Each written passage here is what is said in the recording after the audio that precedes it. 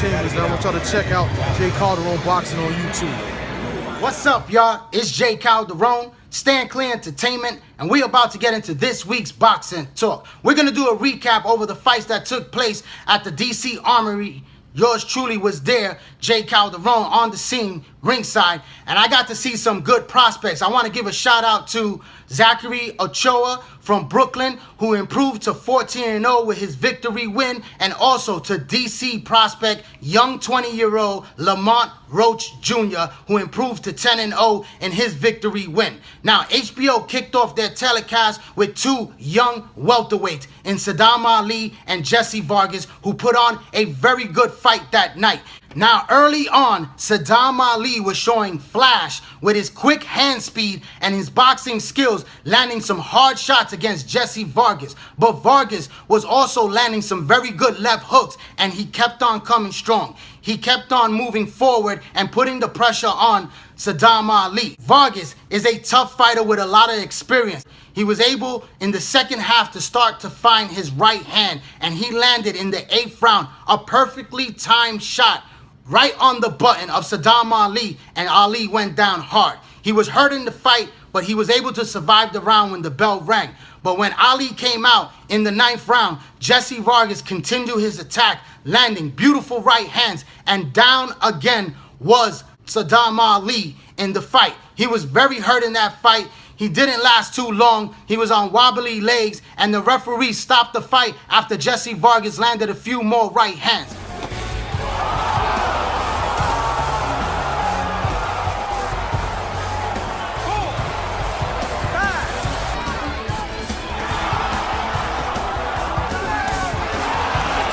It was a good stoppage by the referee, and it was a very good victory for Jessie Vargas, who got his biggest significant win of his career finally. He becomes a 2-division world champion, capturing the vacant WBO welterweight title at 147 pounds, and puts himself as a player in the division. Now, at the end of the fight, you gotta give him his props that he called out Timothy Bradley. He feels like he was robbed in the first fight. We all know that he lost at least 11 rounds of that fight when they fought the first time. But Jessie Vargas wants his rematch. He is now a world champion. He has the title that was vacated by Timothy Bradley. If Timothy Bradley is able to somehow pull out a victory against Manny Pacquiao, it's a good matchup to see again. I don't think he could beat Timothy Bradley, but at least give Jessie Vargas the credit where credit is due, that this man is now a world champion, and he's calling out Timothy Bradley because he desperately wants that rematch. So my hat's off to Jessie Vargas and his victory win. It was a very good fight for HBO that night, and for the fight fans that were there to witness the fight. It was a very good crowd on hand that were rooting for Sadam Ali, just like I was rooting for Sadam Ali. But Jessie Vargas, who also had fans that came over from the West Coast, definitely got the job done that night, and he's a world champion. Now, Bob Arum, his promoter of Top Rank, has now said that he is willing to work with Al Heyman to make matches like Crawford versus Broner, and also Jessie Vargas versus Danny Garcia. Now, I like that matchup. I think Danny Garcia is the favorite to win that fight, and he would beat Jessie Vargas. But it's a fight that's pretty interesting now. These guys are both world champions, and it's a better opponent for Danny Garcia than his last two opponents. So I wish and hope that Al Heyman is willing to also do business with Bob Arum, and Bob Arum is really serious about making these deals with Al Heyman. Now, there's a lawsuit that is definitely going on right now. Hopefully they could get past that to work with each other and do great fights for the fight fans. Let's get these fights done. Now, on the main event that night, we had Cuban, undefeated, hard-hitting knockout heavyweight puncher, Luis King Kong Ortiz. He went in there and he did what he was supposed to do. We all knew that he was going to become victorious against Tony Thompson. Tony Thompson was a big heavyweight. He's an old heavyweight, but he's a veteran fighter that went in there, tried his best. He looked pretty lethargic in that fight, but we saw Luis Ortiz, a southpaw, landing a very good jab, moving well in there, and also landing crisp left hands to the top of the head of Tony Thompson. He dropped Thompson down 3 times in the first round, the third round, and he finished them off in that sixth round.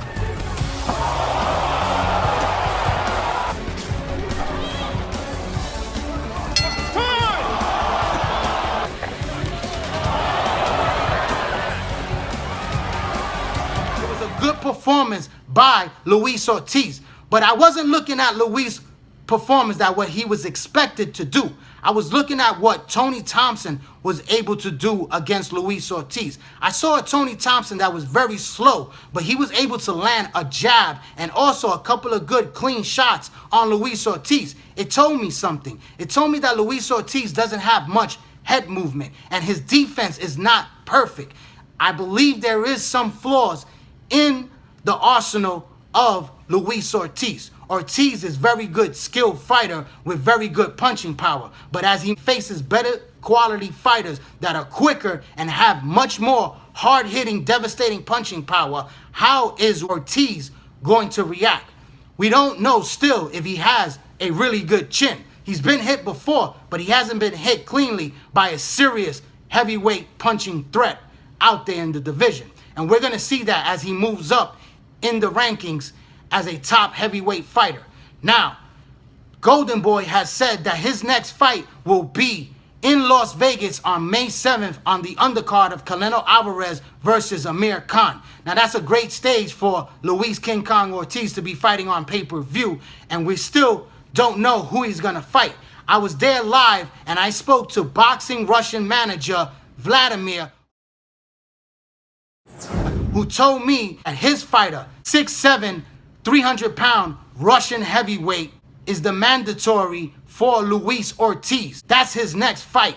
Golden Boy has been reluctant to put Ortiz in there with a very big heavyweight that is unknown here to the fans in the United States, and probably one that HBO is not really interested in.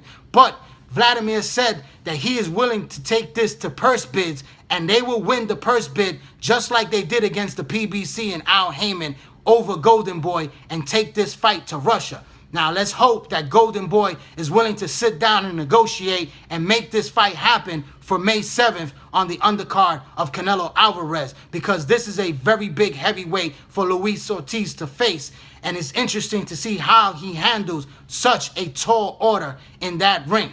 So I can't wait to see Luis Ortiz once again in the ring May 7th. Look out for him. King Kong is the real deal. My hat's off to Tony Thompson for putting up an effort, and my hat's off to Luis Ortiz for putting up a great performance once again. He was just staying busy in this fight. You can't knock his hustle. You know, the guy has to stay busy. He has to stay sharp. He did what he had to do. He got the rounds in, and he got the victory win. Let's hope for bigger and better things for Luis Ortiz.